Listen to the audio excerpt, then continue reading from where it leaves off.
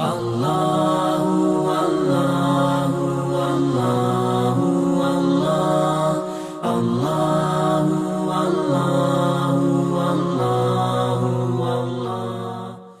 So right after the battle of Khaybar, we want to share the story of the companion called Al-Hajjaj ibn Ilat. Al-Hajjaj ibn Ilat, radiallahu anhu, As-Sulami, from the tribe of As-Sulam. Hajjaj ibn Ilat, he had just become a Muslim, and he was someone who was very well respected in Makkah, and he was a very big businessman, Hajjaj ibn Ilat. So when the Prophet ﷺ conquered Khaybar, he said, Ya Rasulullah, O Messenger of Allah, in Makkah I have a lot of wealth which is scattered with different people. And I want now to migrate to Medina, to leave Makkah and come to Medina with you. But you know that they would never let me do that. So give me permission to go to Makkah, and I will have to say some things. This is what he's asking about. He said, I will have to say some things, meaning about the Prophet ﷺ, so as to get my wealth so I can come back. So the Prophet ﷺ, he said, go. So when Hajjaj, he reached Makkah, and before he reached there, he found the Quraysh were outside the city waiting for the news. What happened in Khaybar? When they saw him coming, they said, oh, that's the best person who can ever come to us. That's Hajjaj. He's one of us. He's respected with the Jews. He's going to give us the full account. When he went there, when he saw them, he said, oh, I have very good news. I have very good news for you. But I will only give it to you in Makkah. So he took them to the city, and he said, before I tell you the news, though, you guys know that I have lots of people who took debts, who took loans from me. They haven't paid me back. I want you to gather all of my money because of this good news. The good news is that Muhammad and his companions were destroyed in Khaybar. In fact, as we speak, Muhammad is a war captive. He's been captured. Him and Abu Bakr and Umar, they have been captured. And it's only a matter of time before the Jews of Khaybar finish him off. That is why I want to gather my wealth so I can go buy whatever property they have in Medina, because the Muslims are done. When they heard of this, they were very happy. And they right away went on about the duty of gathering for his wealth. He went straight to his wife and said, take everything of mine, gather it together. I'm supposed to go on a business trip very soon. In 3 days, they had gathered everything for him. And while this was happening, Al-Abbas ibn Abdul Muttalib, the uncle of the Prophet ﷺ, he became very sad when he heard of the news. So he came to Al-Hajjaj and said, is it true what you're saying to me? He said, listen, Ya Abu al-Fadl, or Father of Fadl, go back to your house, tell me a place we can meet, I'll meet you there tomorrow. And when they agreed to meet, he went to him. He says, do you know Abu al-Fadl, I'm a Muslim actually. I'm a Muslim, and whatever I said, I just said it to collect my wealth. Your nephew is in the best health and the best shape. He just won over all the Jews of Khaybar and Fadak and Taymah and all of them. I just had to do this to gather my wealth. Don't be sad, and keep this secret until 3 days after I leave. So Hajjaj bin Alat, he collected his wealth. He left. He didn't even tell his wife, because his wife was not Muslim yet. He left. In 3 days, Al-Abbas ibn Abdul Muttalib, he dressed in his nicest clothes, he put in his best perfume, and he went to the Kaaba to do tawaf. When the leaders of Quraysh saw him, Ikrimah bin Abi Jahl and Abu Sufyan, and they said, Ya Abu al-Fadl, this is the best way to deal with a tragedy. Just go on with life and look happy. And that is when he couldn't hold it. He said, no, rather the news is different. Al-Hajjaj, he just played a game on you guys. The news is that Muhammad sallallahu alaihi wasallam, he won. And as we speak, all of the Jews are under him now. And when they tried to get the news to verify, they verified that that was true. This was the story of Al-Hajjaj ibn Alat radiallahu anhu. When the Prophet sallallahu alaihi wasallam reached Medina, he found his wife, Habiba. Like we said, Habiba, the daughter of Abu Sufyan, she was in Habasha with her husband Abdullah bin Jahsh radiallahu anhum, who died in Habasha. And while in Habasha, An-Najashi married Habiba to the Prophet sallallahu alaihi wasallam. So now they all came back, right? She came back with Ja'far and them. So when the Prophet sallallahu alaihi wasallam reached Medina, he found his new wife, Habiba, and her name is Ramla. Her kunya is Habiba, her real name is Ramla. Ramla bint Abu Sufyan. And now you can imagine that Abu Sufyan is the greatest enemy of Islam, yet his daughter is married to the Prophet of Islam, sallallahu alaihi wasallam. And there was no one amongst, at this time, no one among the Prophet's wives who was closest to him in relation than Habiba. Like we mentioned, Abu Sufyan and the Prophet sallallahu alaihi wasallam, they meet at Abdul Manaf, their great-grandfather. Right? So she's like a distant cousin, basically. This is the marriage of Habiba, and she was around 30-something years old that time. She was around 30-something years old at that time. We're going to mention her again later on. We're going to mention her again later on. And then the following chapter, the Sheikh discussed the opinion which says that her husband, her ex-husband who passed away, Abdullah bin Jahsh, died as a non-Muslim. That's the common narrative in the old Seerah books. But he went about doing a nice research, proving that no, he died as a Muslim. There's nothing to prove that he died as a non-Muslim, that he left Islam. The ex-husband who passed away of Habiba. Now after this, there's a few events which happened. We're going to go through them very quickly after Khaybar. One of them is the Ghazwatu Dhir-Riqa', the battle known as Dhir-Riqa', which means the battle of rags, literally rags. Okay? And it's called ar-Riqa' because the Sahaba radiallahu anhum, they didn't have enough animals to ride. So most of them were walking. And they walked until their shoes were worn out and their legs were being basically wounded from walking, blisters and all that. So they had to cut rags of their clothes and tie them on their feet. That's what it's called Ghazwatu Dhat al-Riqa', the battle of rags. Taib, the battle of rags. And this is fought, or it came about when the Prophet sallallahu alaihi wasallam, he got the news that the Arabs of Ghatafan, they were gathering an army to attack Medina. So the Prophet ﷺ, he went out with around 400 or 700 of his companions, and he left behind in charge of Medina Uthman bin Affan. Another narration says it was Abu Dharr, one of them. Until they reached the place where called An-Nakhla, where these people, they had run away, and they had left their children there. So the Prophet ﷺ went in pursuit of them. And the Muslims, they prayed Salatul Khawf there also. Salatul Khawf, they prayed there also. And this is when he prayed, the Prophet ﷺ, he prayed 4, and those behind him prayed 2 each. They prayed 2, they gave salam, they left, the other row came and prayed 2 with the Prophet ﷺ, and then they went back to the battle. Some of the things which happened in this battle, that one of the women, they got there, one of the young girls, they got there, which those people left behind. She was very beautiful. She was very beautiful. So Abbad ibn Bishr, radiallahu anhu,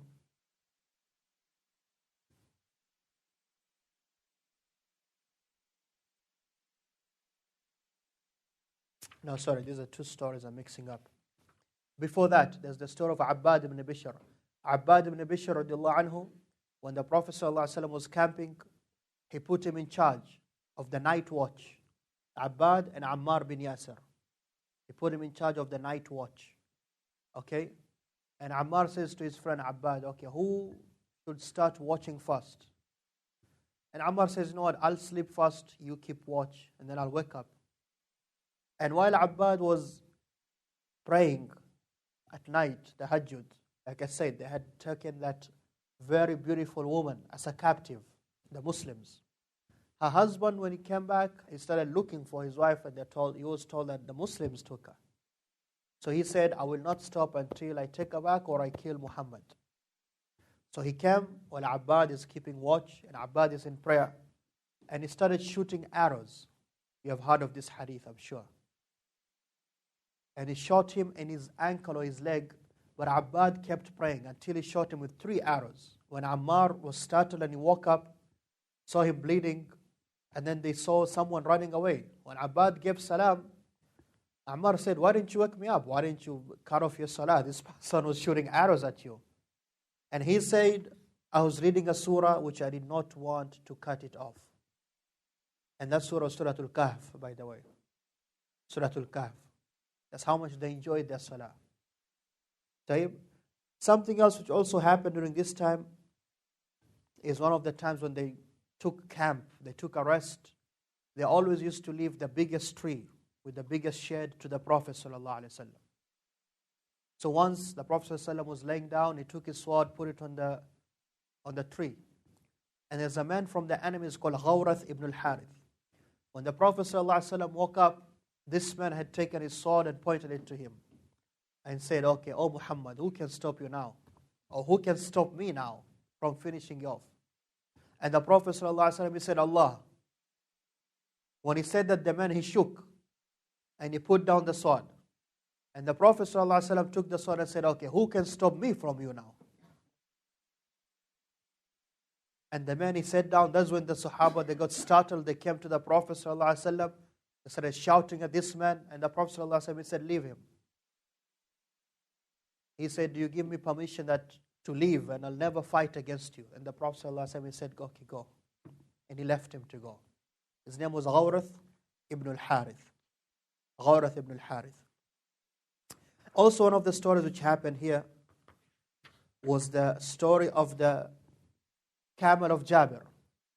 The famous story of the camel of Jabbar. When they were coming back, the Muslims, we know Jabbar, radiallahu anhu, mentioned his father, Abdullah. He was killed.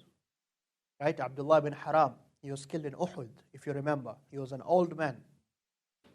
And Jabbar, he had to take care of all of his sisters, 9 sisters. He was very poor. His father left a lot of debts. He says, Jabbar, he narrates the story. He says, now when we're coming back from Dhatul Riqa', I was left behind because I have a very weak camel. It can't even walk properly. So the Prophet ﷺ came to me and said, what's wrong, Jabbar? He said, Ya Rasulullah, look at the camel, and it can't even run. This is the state of it. So he said, Sallallahu Alaihi Wasallam, put it down. Get off the camel. He got off the camel. He said, give me that stick. And the Prophet ﷺ, he made dua and he hit the camel 3 times. And he said to Jabbar, okay, get on it now. He said, I got on it and it was the best camel of the whole army. Like I outrun everyone. Until the Prophet ﷺ caught up to me and he said, how do you find your camel? He said, it's very good, Ya Rasulullah. So the Prophet ﷺ, he said, sell it to me.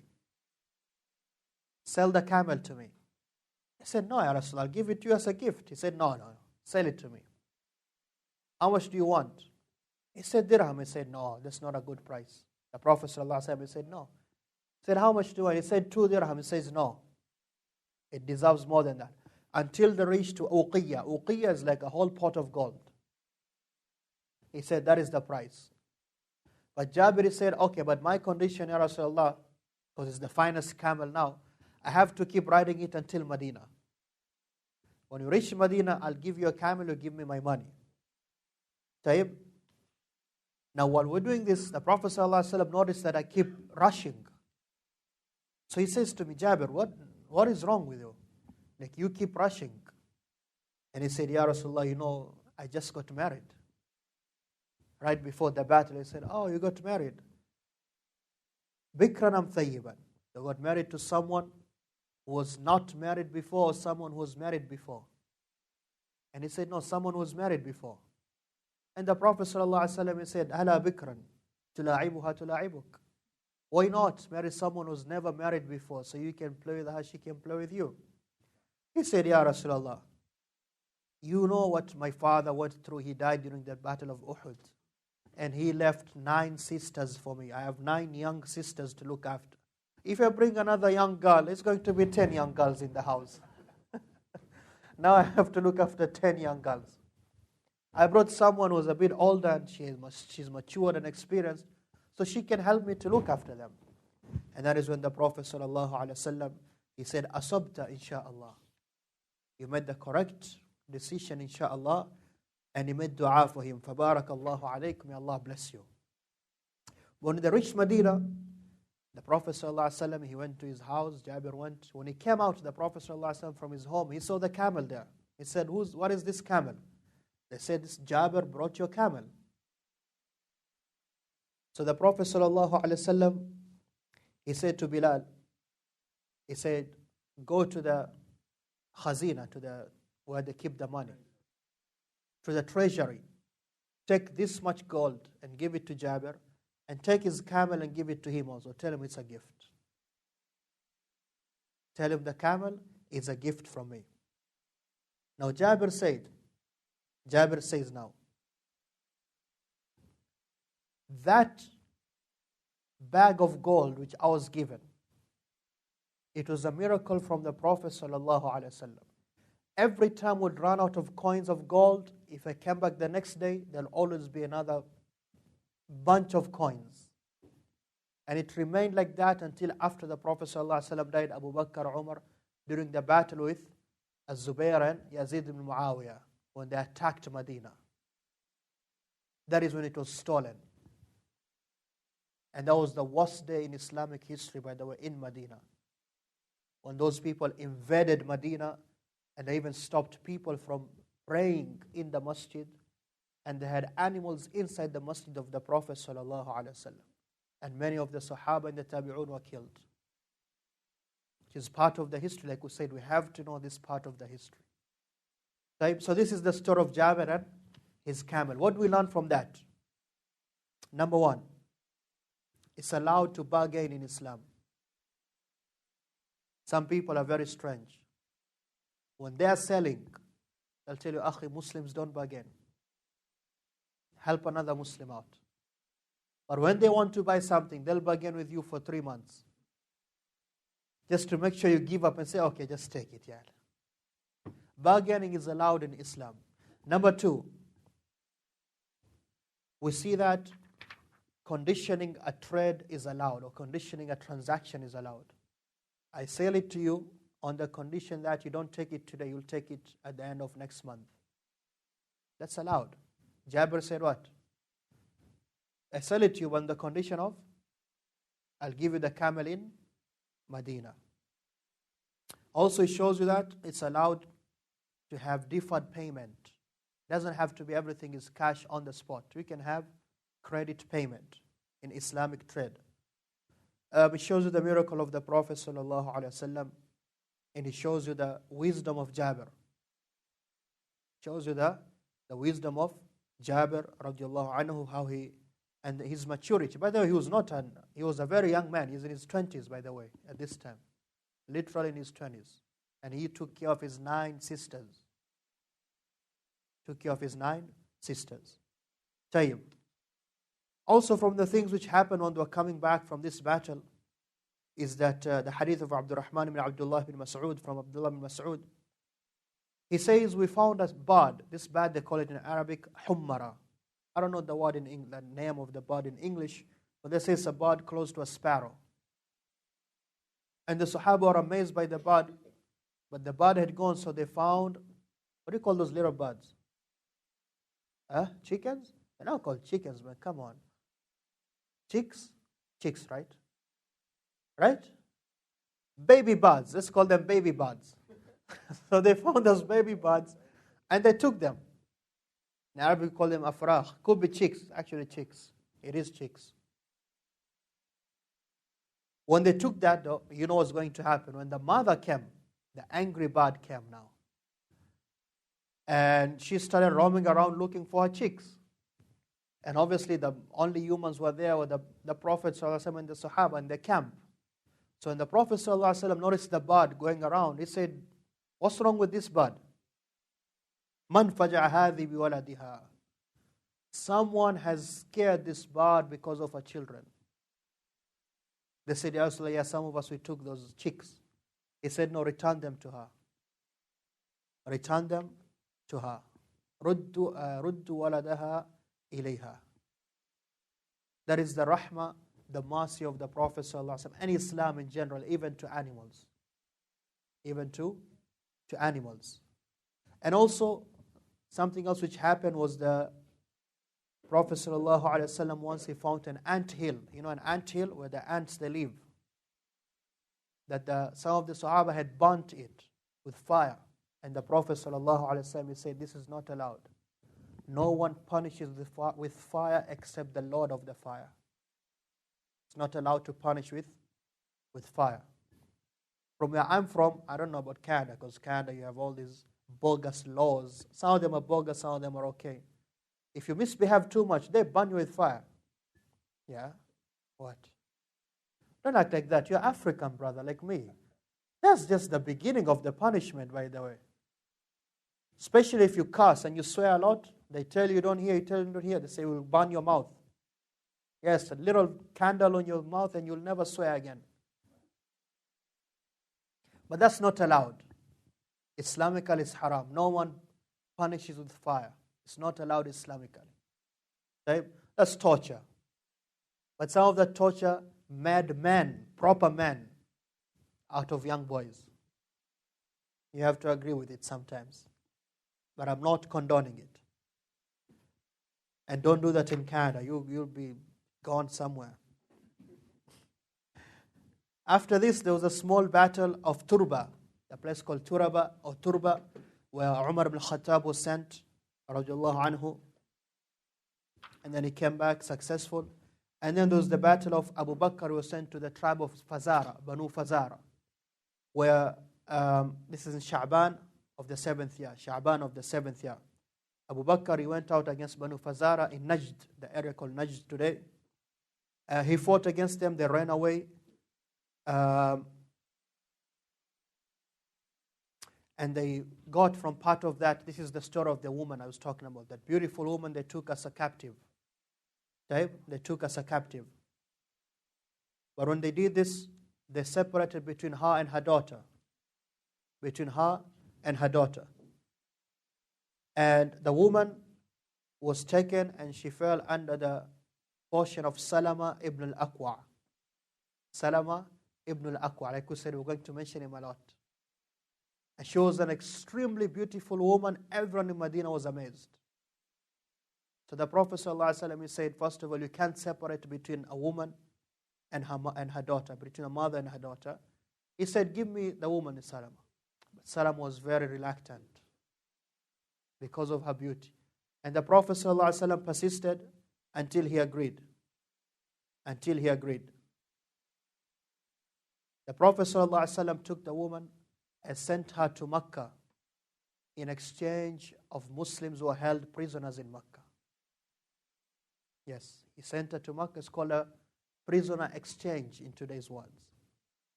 In exchange of Muslims who had been imprisoned. This was in the Sariyah of Abu Bakr to Banu Fazara. And then Bashir ibn Sa'd radiallahu anhu was sent to Banu Murrah, where he was also successive. And then Ghalib ibn Abdullah al-Laythi.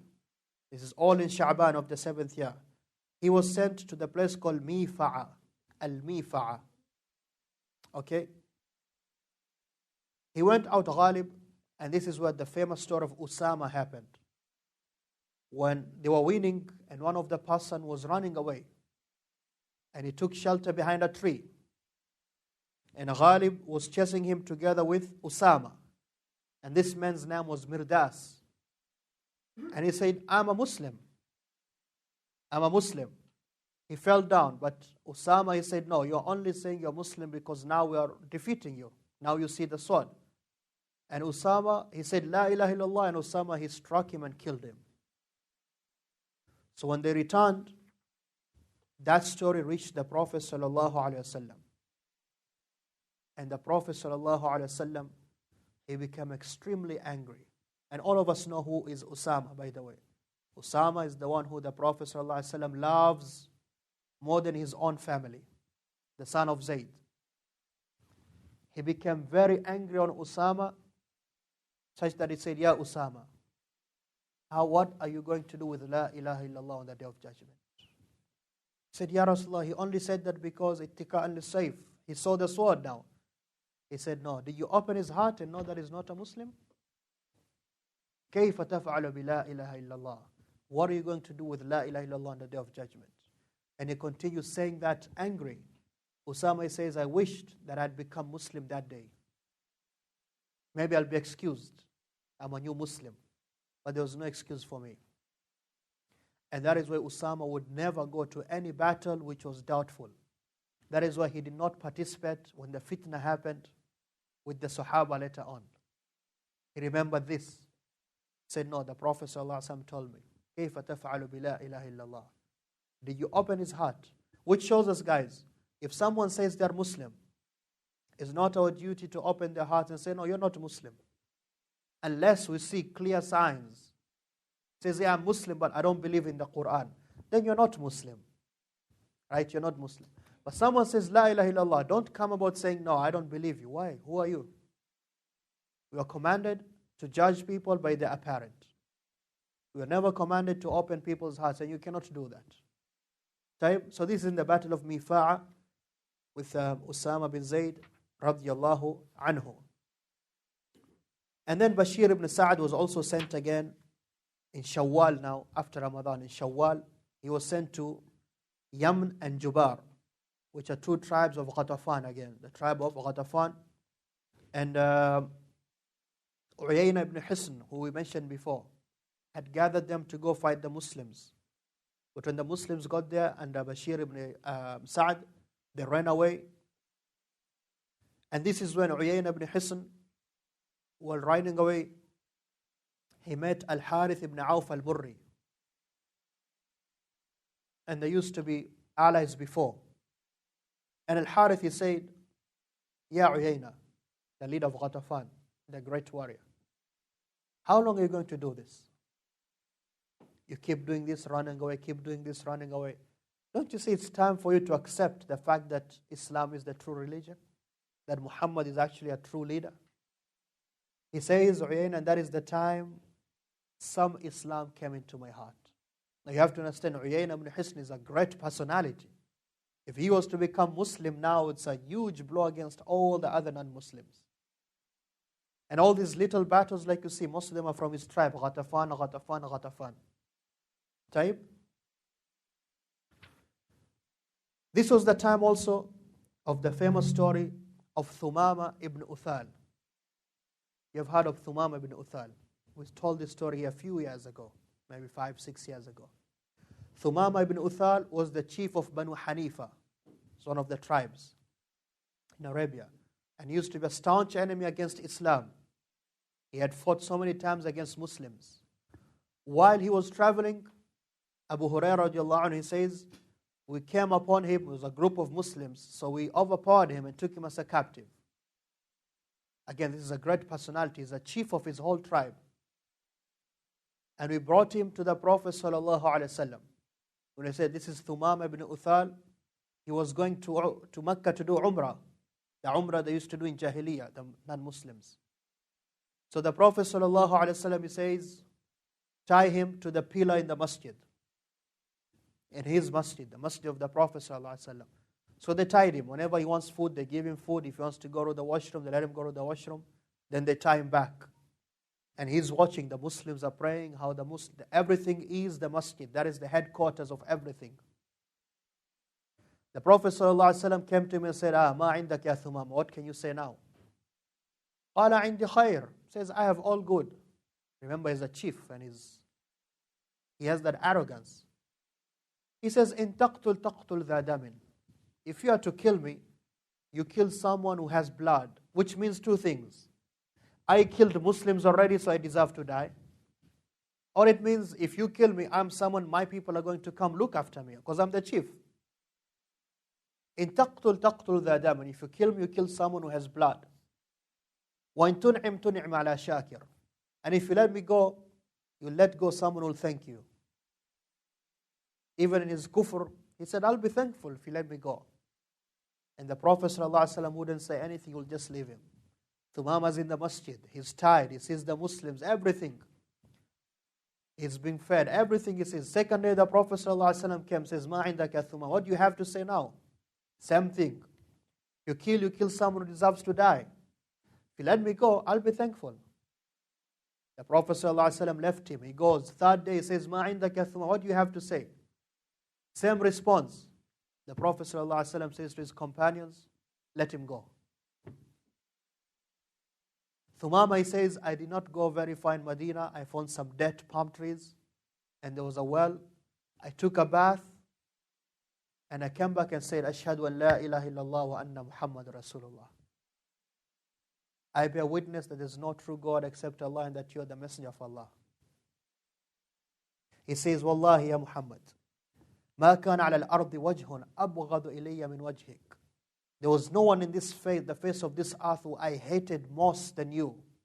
فقد أصبح وجهك أحب الوجوه إلي. Now though, you are the most delightful person to me. وما كان على الأرض دين أبغض إلي من دينكم. There was no religion I hated more than your religion. Now I have seen the true part of your religion.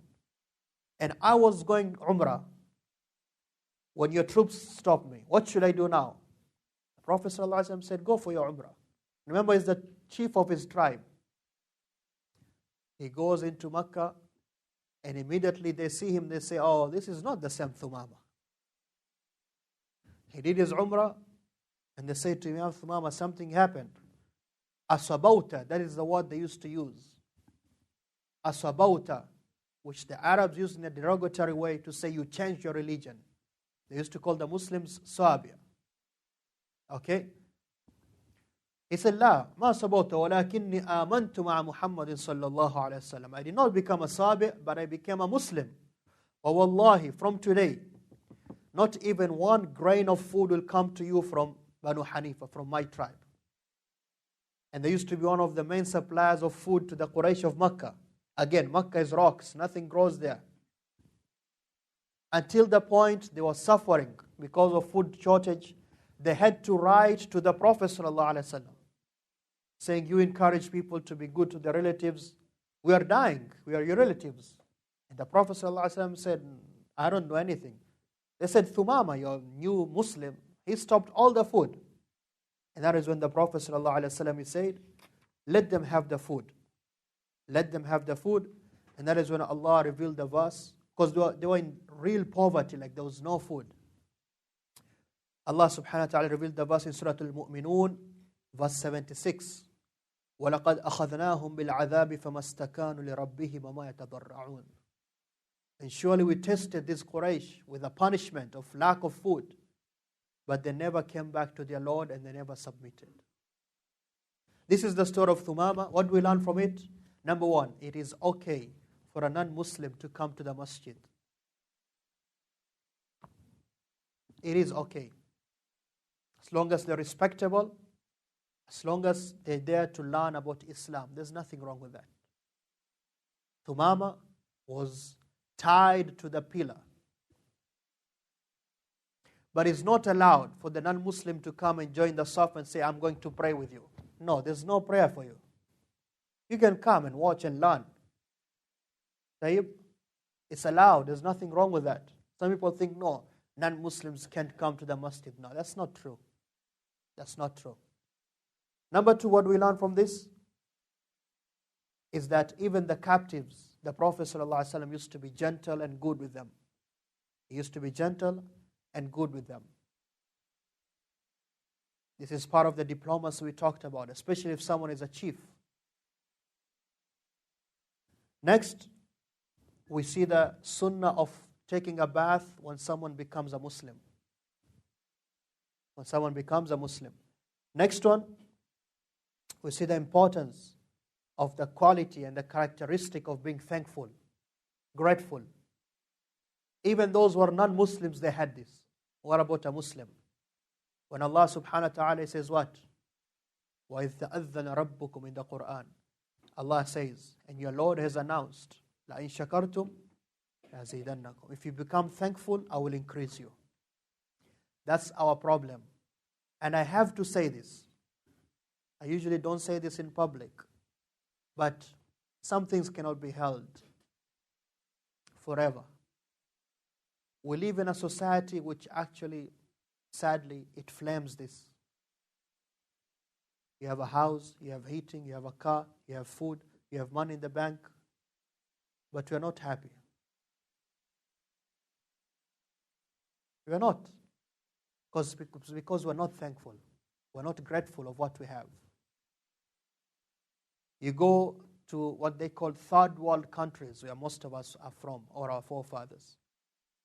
And people have 1/10 of what you have. 1/10, literally. Even less.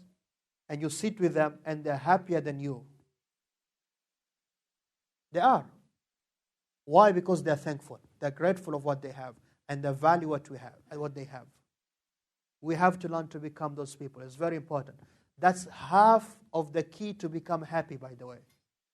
Half of the key to happiness is to become grateful. And Allah has promised, if you're grateful, thankful, I will increase you. And here we see how to be thankful to people who do good to us. And that is one of the great characteristics of a great Muslim. You never forget those who do good to you. That's why Thumama says, if you kill me, I deserve to be killed. But if you let me go, I'll be thankful. Imagine. He says that to his enemy, then, the Prophet ﷺ. Next, we also learn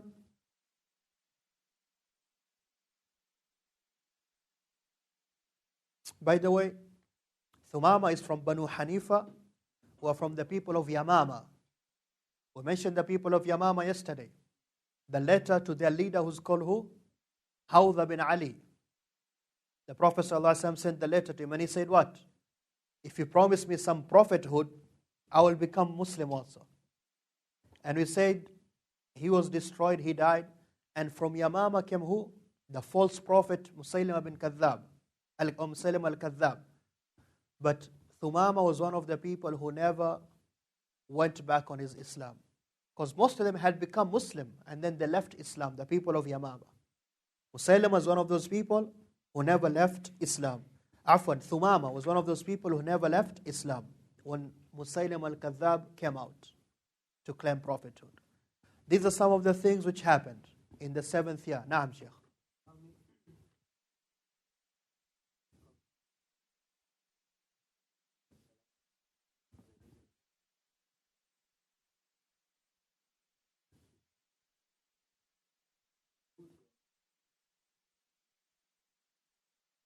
That is the point. Imagine Thumama, like we said, he had fought against Muslims, he had killed so many Muslims. The Prophet ﷺ, he didn't just kill him when he got him. That is not the point. The point is for the message to reach. So he tied him in the masjid so he can witness, okay, this is Islam, practical. This is how they give salam, this is how they sit and ask each other, how you're doing this, how they pray together. This is how the Prophet ﷺ divides the wealth in the masjid. Everything was in the masjid. He saw that for 3 days and he himself, nobody said to him, become Muslim. He decided, you know what, I have to become Muslim. That is the point. The point is for the message to reach. And Allah subhanahu wa ta'ala, He says what? He says, those who do bad, idfa' billati hiya ahsanu sayyi'ah. Those who do bad, do good to them. That's going to bring them closer to you. But it's easier said than done. But if you can do that, you'll be one of the greatest human beings. Those who do bad to you, you do good to them. Tayyib? That was Shawwal. After Shawwal comes which month? Dhul Qa'dah. Okay? When Dhul Qa'dah came of the 7th year, the Prophet ﷺ, he commanded his companions to get ready to go for Umrah. the first Umrah in Islam. If you remember exactly 1 year ago, when they were going for Umrah, they were stopped at Hudaybiyah, and the famous Treaty of Hudaybiyah happened. And one of the points of the Treaty of Hudaybiyah, they said, what? We can't allow you to enter now, but come back next year. So this was the time. That is why this Umrah is called Umrah to Al-Qadiyya, the Umrah of the judgment or the agreement, because it was an agreement for them to come the following year. Many people call it Umratul Qadwa, the compensatory Umrah, like you're making up. But that's not the right definition of it, because they were not making up anything. Tayyib, whatever you call it, this was on Dhul Qa'dah of the 7th year, and around 2,000 people, if I'm not wrong, they went out. Around 2,000 people, they went out, together with women and children. And the Prophet ﷺ, he put in charge of Medina Uwayf ibn al-Adbat. Another narration says Abu Ruhum al-Ghifari radiallahu anhum. And he had with him, the Prophet ﷺ, 60 camels for slaughtering. 60 camels to slaughter for the sake of Allah. Okay, 60 camels. And Najia ibn Jundub, he was in charge of the camels. Okay? He was in charge of the camels. And the Prophet ﷺ, when he went out with his Sahaba, they went out in full military gear. They were dressed for war. Why? Because they said, we cannot trust the Quraysh in Makkah. They might say, yes, come with no weapons and do your Umrah, and then betray us and kill us. So they went out in full military gear. Tayyib.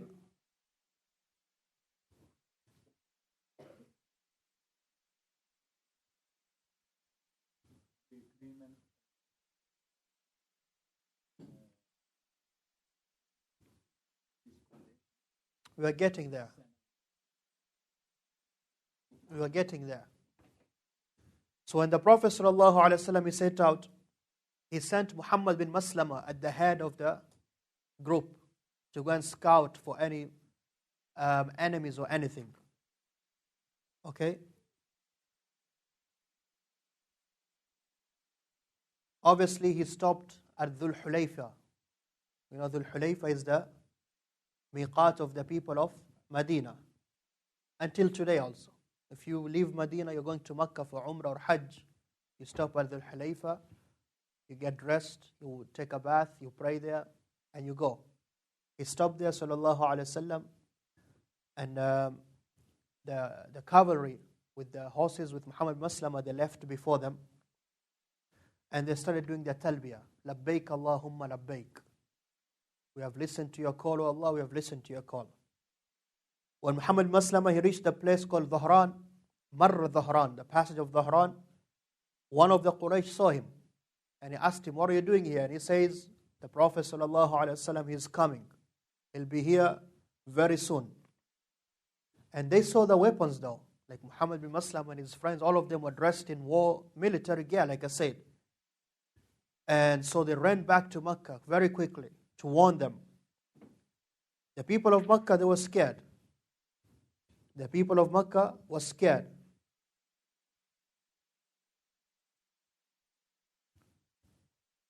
At this time, the Muslims, they looked a little bit weak. So they said, Ya Rasulullah, why don't we slaughter some of these camels so we can eat meat and drink some of this fat so we can look strong when you go to Makkah. Remember, Makkah is a hostile place. It's just there's a treaty of peace now. But the Prophet ﷺ said, no, do not slaughter the camels. The camels bring whatever food you have. They brought the food and he made dua for it and it became abundant and everyone ate. And everyone ate. When they reached the place called Batn Ya'juj, or Batn Ya'jaj, afwan, not Ya'juj, Batn Ya'jaj, the Prophet ﷺ, he could see the haram from there. The Quraysh, they sent someone. His name was Mikraz ibn Hafs. When they met the Prophet ﷺ there, He saw the weapons, but he saw also the camels to be slaughtered. They said, Ya Muhammad, ما عرفت صغيرا ولا كبيرا بالغدر. You are never known, young or old, to be someone who's treacherous, meaning you keep your word, you keep your promise. You're coming with weapons to the haram. And we have given a condition to you when we agreed in Hudaybiyah, you cannot come with weapons, except the sword, only the sword, and it has to be in its sheath. So the Prophet ﷺ, he said, I'm not going to enter the haram with weapons. Mikrazi replied saying, this is what we know of you. So the Prophet ﷺ,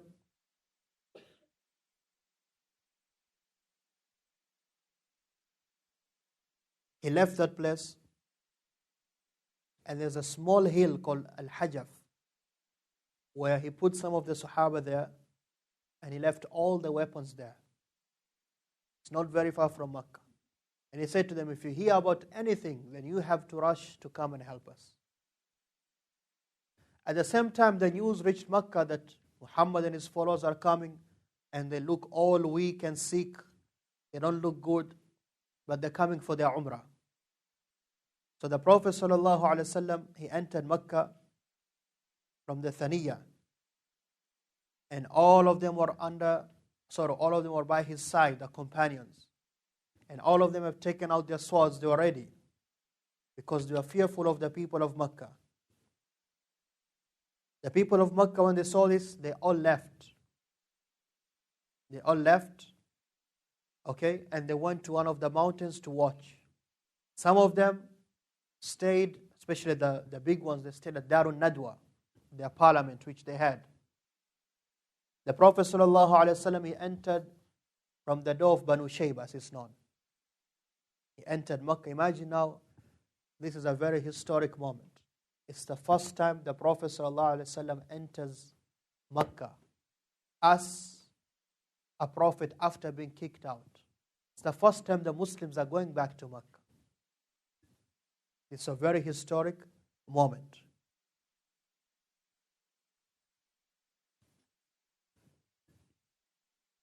While he was entering, in front of him was Abdullah ibn Rawaha.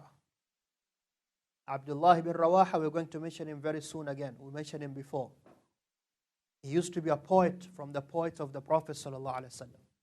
Abdullah ibn Rawaha and Hassan bin Thabit. He was saying these lines of poetry.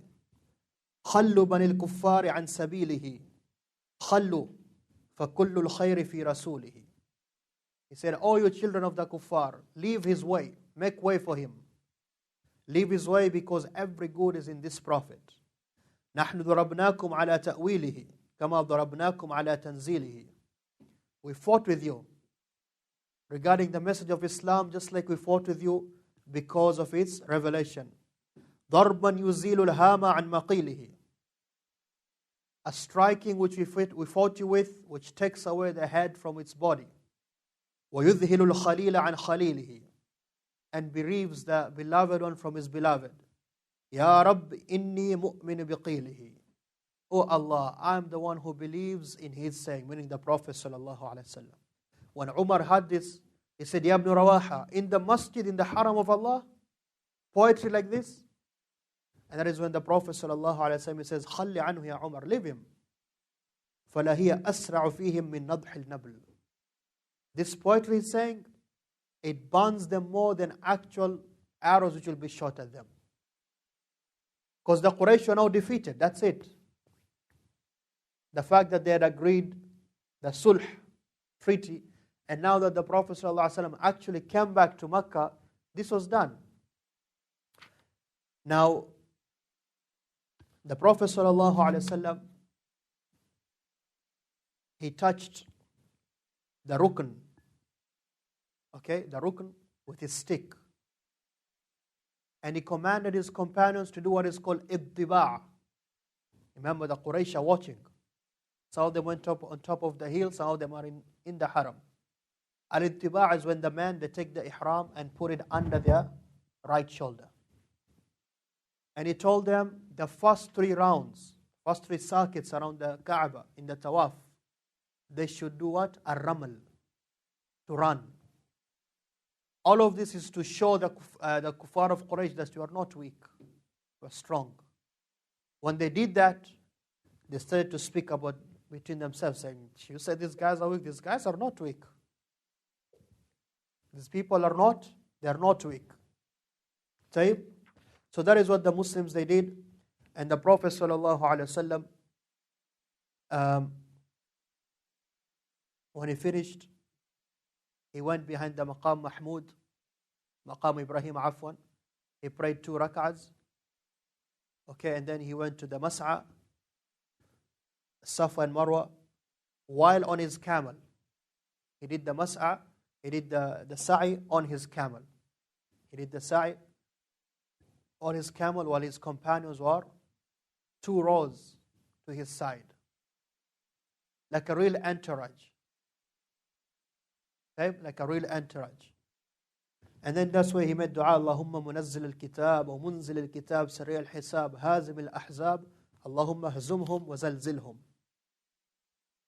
And after he had finished that, the Prophet ﷺ, he called for those camels he had sent, and he slaughtered them at Marwa, the place called Marwa, the small hill of Safa and Marwa.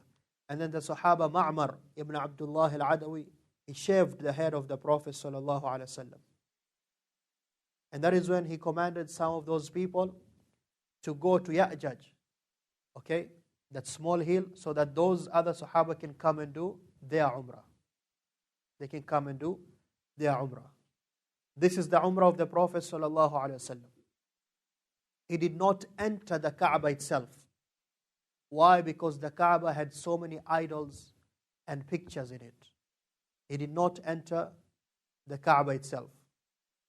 Tayyib. He stayed there for 3 days.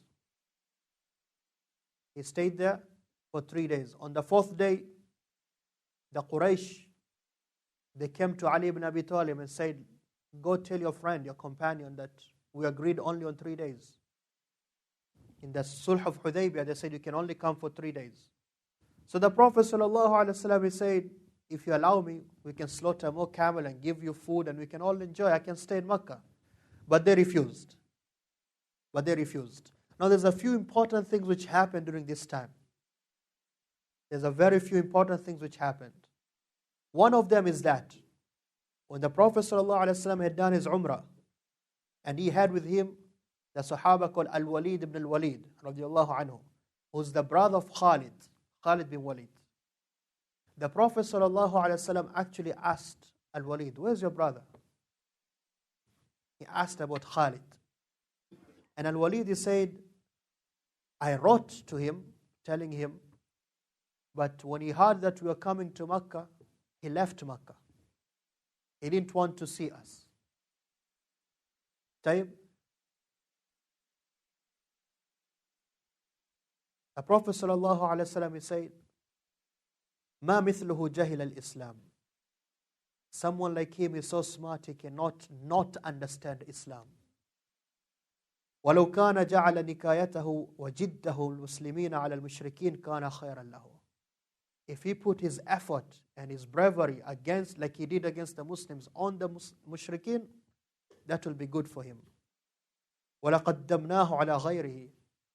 And I would have put him in front of everyone. So the brother Al-Walid, he wrote to his brother Khalid and said, this is what the Prophet ﷺ asked. He asked about you, and then what's what he said about you. When Khalid, he read that, he said, that is when the love or the longing of Islam started to grow into me. And this was the beginning of the events which led to Khalid radiallahu anhu becoming a Muslim. And which is going to happen very soon, by the way.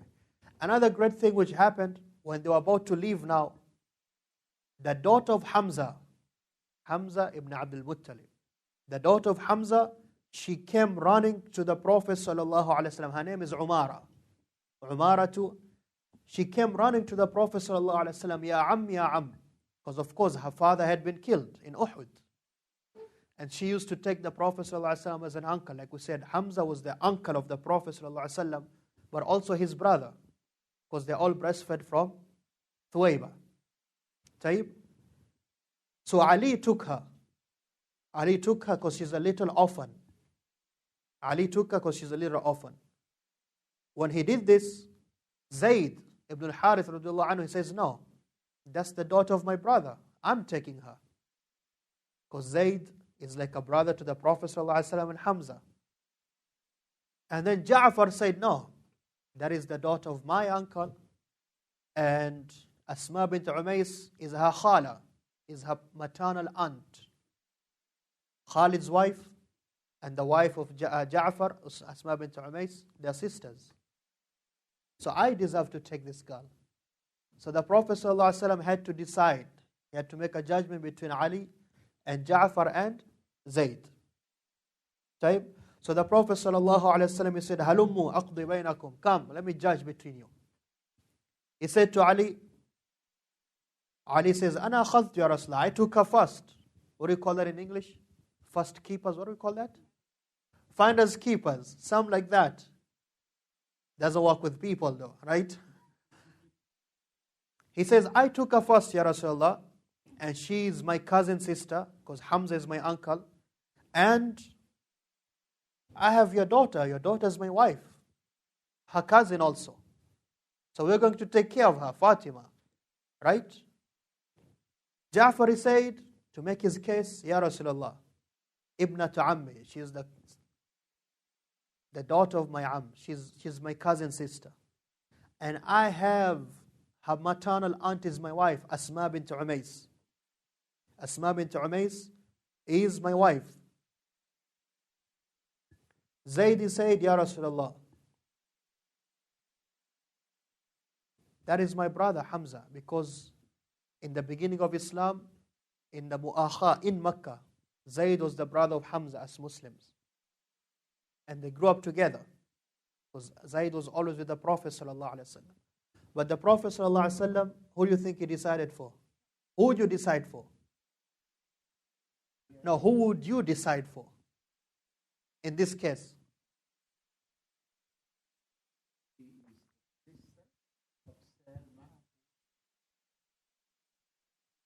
But who would you decide for? For Ja'far. The Prophet ﷺ decided for Ja'far.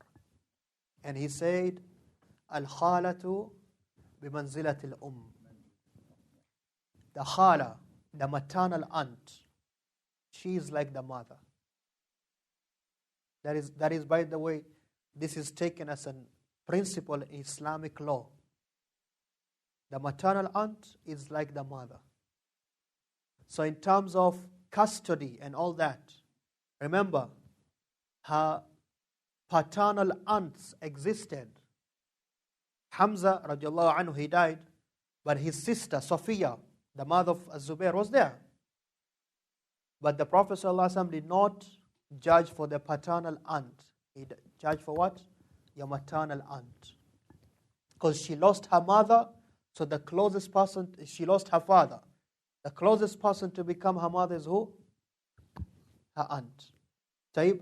This is Asma bint Umays. And then the Prophet ﷺ said to Ali, Anta minni wa ana mink.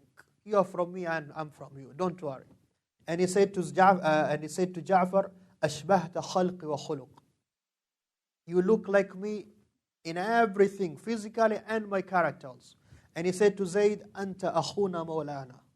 You are our brother and our good ally. But we learn from this the most important point, the khala. That is why Ibn Abbas once, after the Prophet ﷺ died, there's a man who came and said, I have killed someone. How can I repent from that sin? Ibn Abbas says, I killed a Muslim. Ibn Abbas said, there's no repenting of that.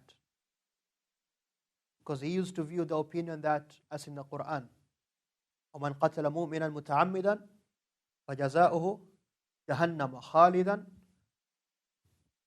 فِي مُخَلَّدًا وَغَضِبَ اللَّهُ عَلَيْهِ وَلَعَنَهُ. Like there's no repenting of that. So the man, he left. Then he called him. He said, come. He said, Alaka do you have a mother? He said, no, my mother died. He said, Alaka khala, do you have an aunt, a maternal aunt? He said, yes. He said, go and treat her well, because she's like your mother. Because treating well your parents is one of the greatest actions. Maybe Allah will forgive you because of that. Taib. So this is the story of Umara radiallahu anhu. Now Umara, she stayed with Ja'far until Ja'far was killed. And when Ja'far was killed in the next event, which we're going to talk about after Maghrib, the Battle of Mu'tah, Ali radiallahu anha took her. Okay, Ali ibn Abi Talib took her.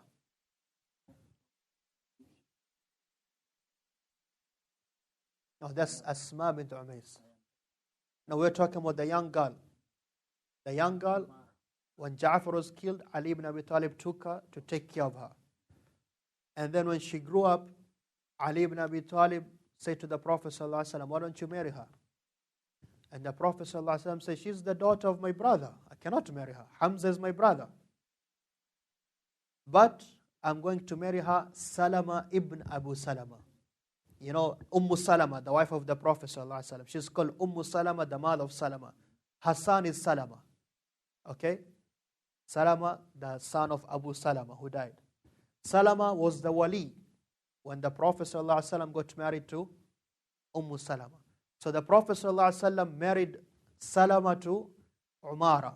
And he said to him, Hal jazaytu Salama, now I have rewarded you. You married me, your mother, I have married you, my stepdaughter, basically. Tayyib. In this same time, in this Umrah also, is when the Prophet ﷺ got married to Maymuna. Maymuna bint al-Harith al-Hilaliya radiyallahu anha. Tayyib. And Maymuna, her real name used to be Barra. Barra means pious one, God-fearing one. But the Prophet ﷺ changed that name. He changed that name. Because Barra means pious. Islamically, you're not supposed to give your names which are praiseworthy. How do you call yourself pious and then you turn out to be a criminal? No, it's true. You're not supposed to praise yourself. Right? So he changed it to Maymuna. And Maymuna is the sister of al-Fadl. Okay? al-Fadl obviously is the mother of Abdullah bin Abbas and Quthm bin Abbas and Aqil. No, not Aqil. Quthm and Fadl. The wife of Al-Abbas.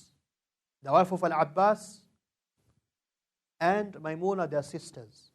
That is why Ibn Abbas later on now, he used to have direct access to the Prophet ﷺ because the Prophet would be in the house of his aunt.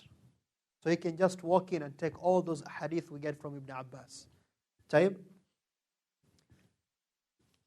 And also their other sister was Asma Lubabat al-Sughra, who was bint al-Harith, the mother of Khalid bin Walid. Their other sister is the mother of Khalid. Okay? So one sister was married to Al-Abbas, now another sister is married to the Prophet ﷺ. Their third sister was the mother of Khalid. Khalid bin Walid and Al-Walid ibn Al-Walid. And they are also sisters. You know, I wanted to make a small video about this. Zainab bint Khuzaymah and Asma bin Umays, which we just mentioned. Look, man, there's this woman, she's just a great woman. Her name is Hind bint Auf.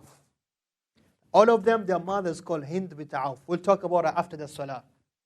Okay? Hind bint Auf, they say she's the greatest woman in Islam in terms of her children, because all of these are her children. One is the mother of Abdullah bin Abbas and Fadl bin Abbas, the wife of Al-Abbas. One is the mother of Khalid bin Walid. One is the wife of the Prophet ﷺ, Maymuna. One is the wife of Ja'far, Usma bint Umays, who's then going to be wife of Abu Bakr and then wife of Ali. And then Salma bint Umays also, another of her daughters. That is Hind bint Auf, radiallahu anha. Ala kulli hal, Maymuna, she got married to the Prophet ﷺ. And before, she was married to Mas'ud ibn Urwa al-Thaqafi, who left her. And then she was married in Islam to Abu Ruhm. Abu Ruhm, who died. So she was a widow. That is when the Prophet ﷺ, he married her right after the end of this Umrah, right before he left Makkah. Maymuna bint al-Harith radiallahu anhu.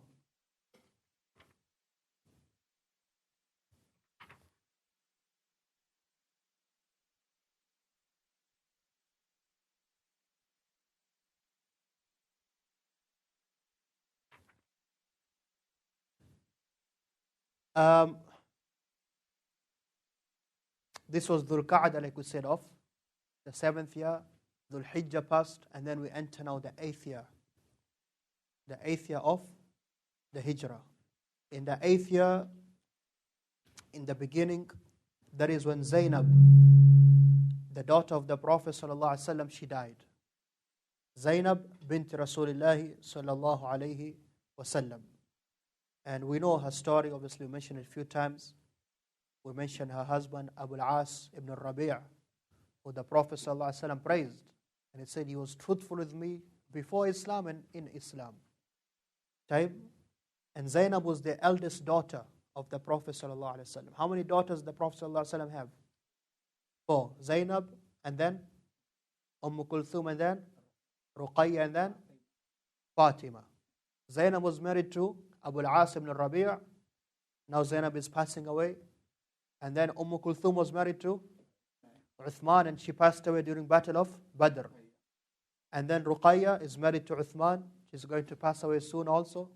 And then Fatima was married to Ali radiallahu anhu. So this is when Zainab died, and the Prophet ﷺ used to love her a lot and used to praise her a lot. He used to speak about her a lot. She died around 30 years old. She died around 30 years old. And of course they had the famous daughter, the granddaughter of the Prophet ﷺ, Umama bint Abil As. She is famous because if you have heard of the hadith or you studied the fiqh of salah, that it's allowed for you to pray while holding a baby. And the Prophet ﷺ used to do that. That's this famous baby. Umama, the daughter of Zainab. The Prophet ﷺ used to carry her while praying.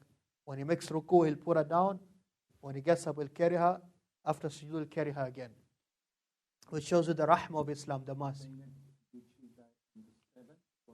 The beginning of the 8th year. This is the beginning of the 8th year now. في أوائل العام الثامن. نعم.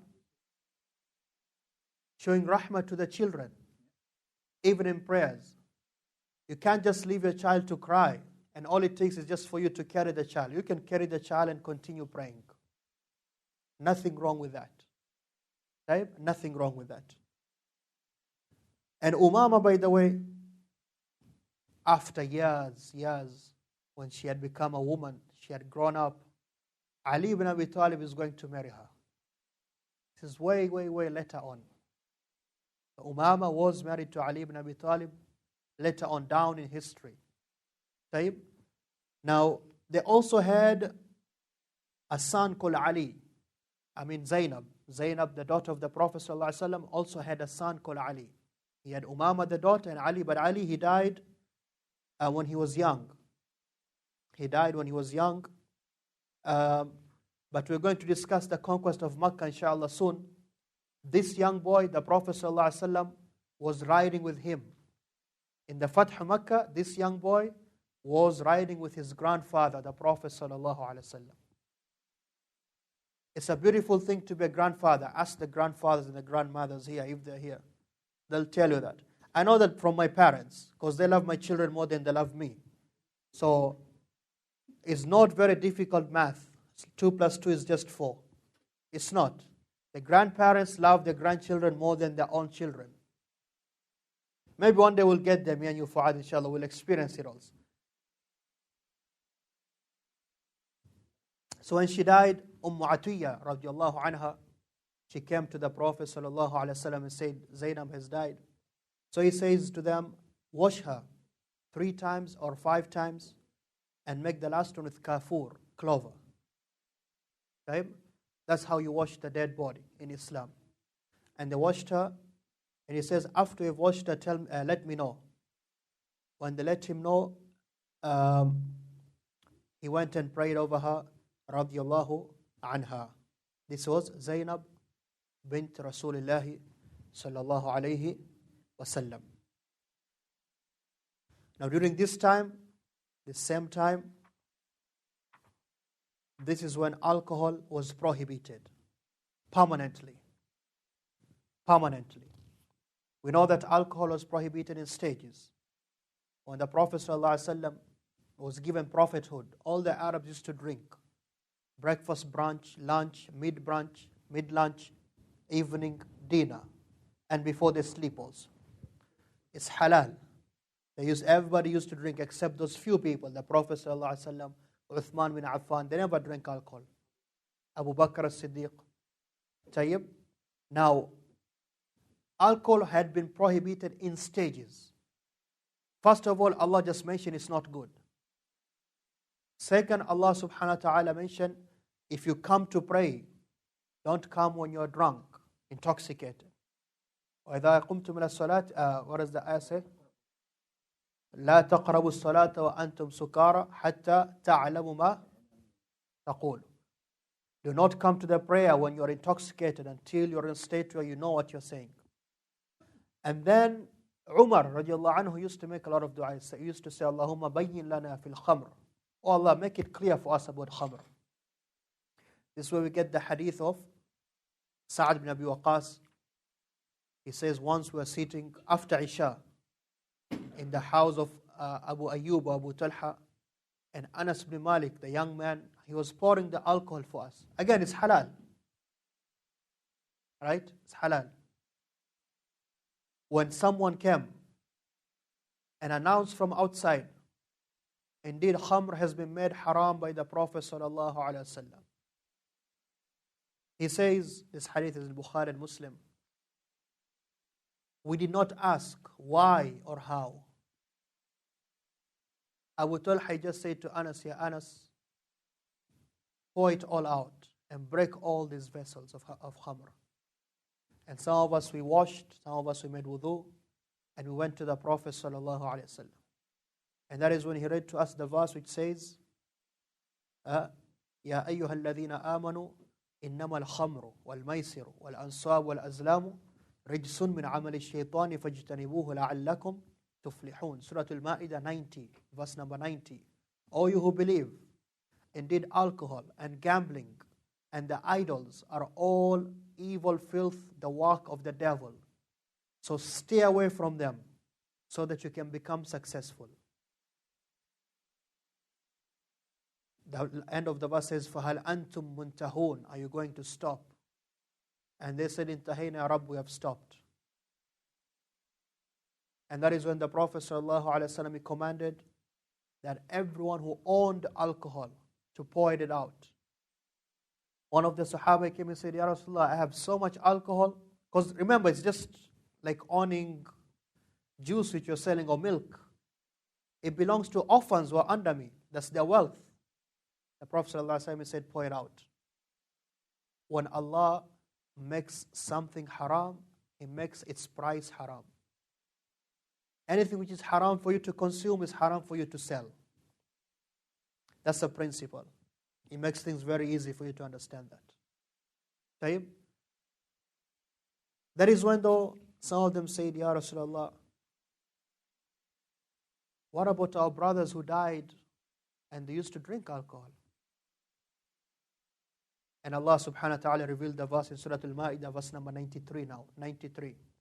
ليس على الذين آمنوا وعملوا الصالحات جناح فيما طعموا إذا ما اتقوا وآمنوا وعملوا الصالحات ثم اتقوا وآمنوا ثم اتقوا وأحسنوا. Those who died and they were drinking when it was halal, there's nothing wrong for them. They have gone to what they have done. So this was the time when alcohol was prohibited. The next major thing now to happen in Safar, the second month of the 8th year, is when Khalid bin Walid and Amr bin al-As and Uthman bin Talha, they all became Muslim. Now this is a great event. And after that you have the Battle of Mu'tah. After that, you have the Battle of Mu'tah, which we will do, inshallah, after Salat al-Maghrib. I think we're continuing let's continue at 6 o'clock. Because Maghrib is around 5:15 by the time you grab something to eat. Let's say 6 o'clock. We'll have enough time. We'll continue at 6 o'clock. If you have any questions about what we talked about, you can ask. Yes.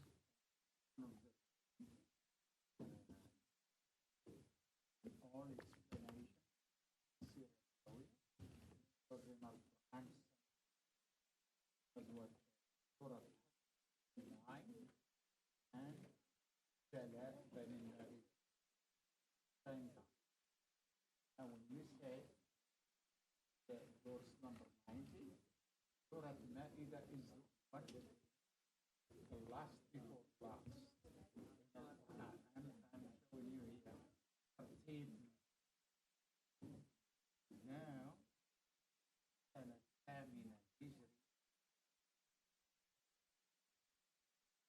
I have a doubt it was.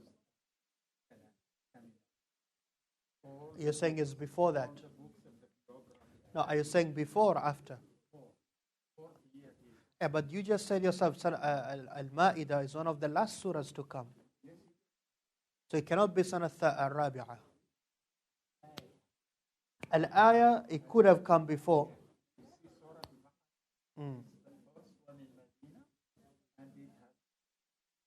Of course. Of course. So let's look at how you can verify that Tahrim al-Khamr was in that battle. That is the point.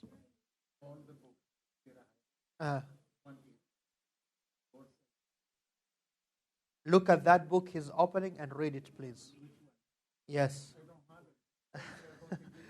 Do you have an extra copy for Shaykh Ashur? الكتاب له المكنون. تفضل.